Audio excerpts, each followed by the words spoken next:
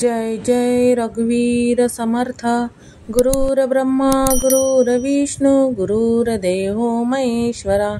सद्गुरु साक्षात परब्रह्म तस्मै श्री सद्गुरुवे नमः। ज्या ज्या स्थळी हे मन जाय माझे, त्या त्या स्थळी हे निजरूप तुझे।